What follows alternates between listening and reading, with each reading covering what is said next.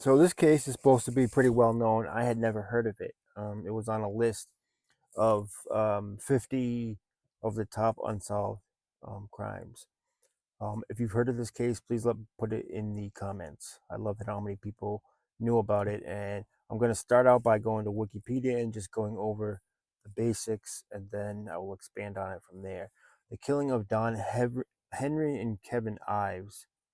Around 4 a.m. on August 23rd of 1987, the bodies of 16-year-old Don Henry and 17-year-old Kevin Ives were hit by a freight train in the town of Alexandria, Arkansas, in the United States, as they were laying on the tracks. The locomotive engineer engaged the brakes while blowing the horn, but the train could not stop in time and rolled over the bodies. A second autopsy revealed that Don Henry had been stabbed in the back and Kevin Ives had been skull had been crushed prior to being run over. The deaths were initially ruled an accident, the result of the boys in a deep sleep on the tracks while incapacitated due to high amounts of THC allegedly in their blood. The parents of the boys insisted on a second autopsy, and after the examination, exhumation, they exhumed the body, it was ruled that homicide was likely. Later, another pathologist ruled that Don Henry's shirt showed evidence of a stab wound. It also says here that the deaths of Henry and Ives are part of the Clinton body count conspiracy theory. Interesting.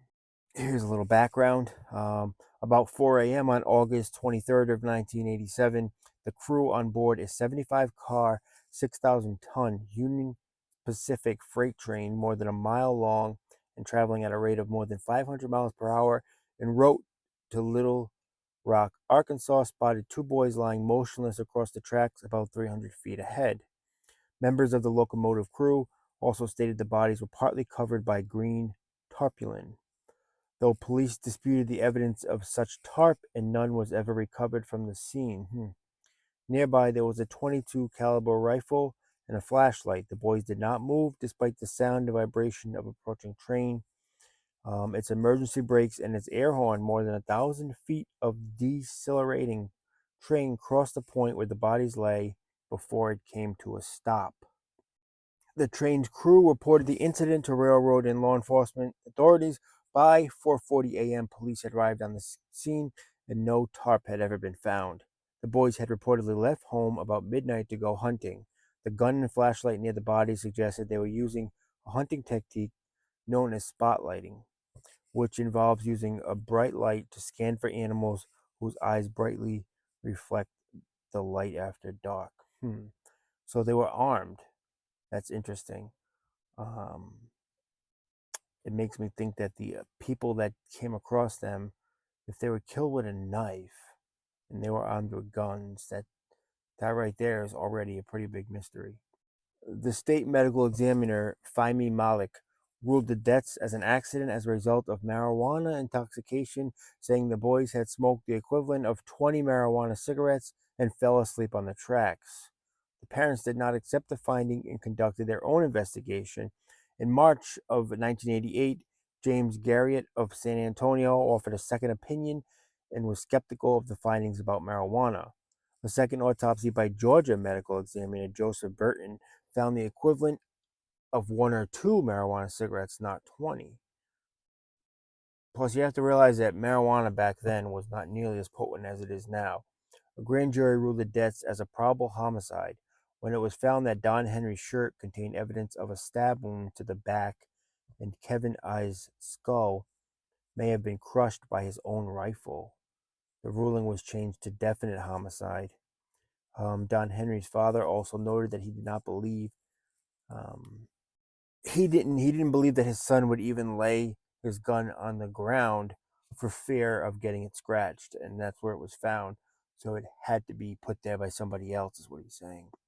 So I find this interesting that for theories on Wikipedia, all it says is the usual theory given about the boy's death, believed by Linda Ives, believed by the mother, involves drug trafficking. The theory is that the boys were murdered after witnessing a drug drop from an airplane. Um, I mean, that's certainly possible, because that would involve people with with more ammunition if they're doing a drug job. And they could have, got the boys to give up their guns. But why kill? I don't know. I'm going to do some more reading and we'll discuss that next.